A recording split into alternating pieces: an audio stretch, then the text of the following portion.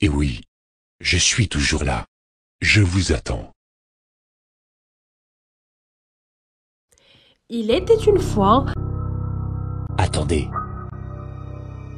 Cette fois-ci, je suis le mieux placé pour leur raconter la troisième partie de notre histoire. Il était une fois un horrible monstre. Moi, Covid-19, j'ai attaqué de grands villages, laissant derrière moi des milliers de décès. Et comme vous le saviez, j'y ai pénétré votre village, que je croyais une proie facile pour me propager.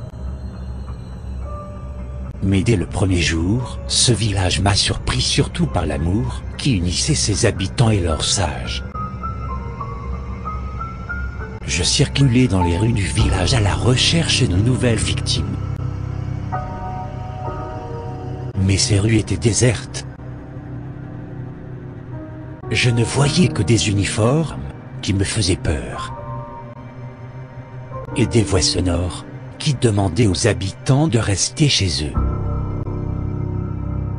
Et de me fermer la porte au nez. Oui, moi, Covid-19. Dans votre village, je me sentais humilié. Un jour, je voyais une foule.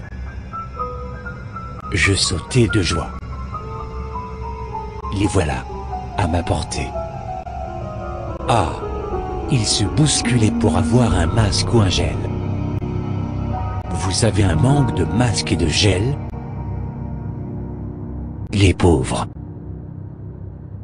Allez, préparez vos cercueils. Je serai discret. Et je me propagerai lentement et doucement. Mais où sont-ils? Où sont-ils passés? Qui c'est celui-là avec ses yeux verts? Quoi? Ils vont produire leur propre masque. Et ils seront à la portée de tous les habitants. Là, ce village, comme je le disais souvent, va me rendre fou. Devant chaque obstacle, le sage du village trouva une solution. Pour les plus diminuer et pour absorber le choc social et sanitaire, il créa un fonds qui m'était bien dédié. Le fonds Covid-19, où tout le monde fit un don, riche et pauvre, particulier ou entreprise. On se serrait bien les coudes chez vous. J'étais leur cible. Les assistants du sage étaient partout. Il y avait ce monsieur que j'ai détesté dès mon premier jour au village. Il me connaissait bien et il savait de quoi il parlait. Tous les habitants l'attendaient devant leur écran pour leur donner de mes nouvelles. Et il y avait l'autre qui n'arrêtait pas de hurler sur mes préférés. Et il demandait aux habitants de rester chez eux. Il leur apprenait comment me combattre et les encourageait à participer au fonds Covid-19. On m'avait encerclé. Je ne pouvais plus circuler librement, comme dans d'autres villages où mes préférés étaient des milliers. Pour mieux me contrôler ainsi que mes préférés, on nous a consacré seulement 2 rues au village, qui étaient bien équipés pour soigner mes préférés et bien surveillés pour protéger leurs proches.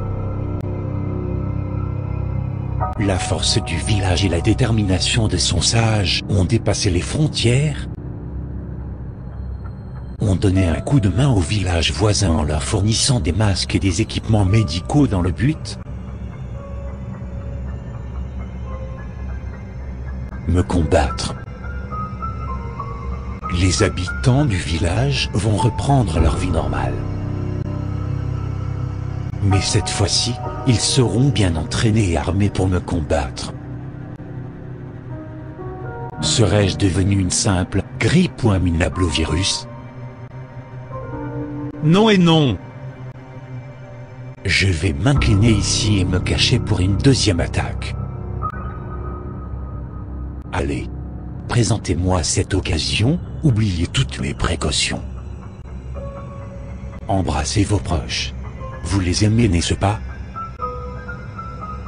C'est l'été, vous vous étouffez? Alors enlevez ces masques. Ne faites plus attention au Covid-19.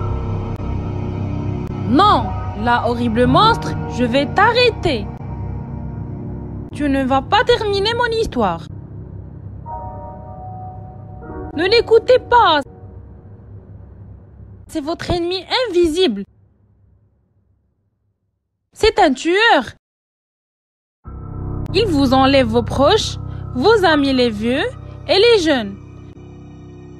Soyez plus vigilants. Si vous aimez vos proches, ne les embrassez plus. Les baisers et les câlins ne sont plus des signes d'amour. Si vous les aimez vraiment, gardez la distance de sécurité. Mettez vos masques. Lavez bien vos mains avec du savon. Surtout, n'oubliez pas l'application Wiqaiti afin que vous puissiez vous protéger ainsi que vos proches. Encore une fois, mon histoire ne prendra pas la rivière de la faim. Il restera là à attendre un autre épisode à suivre.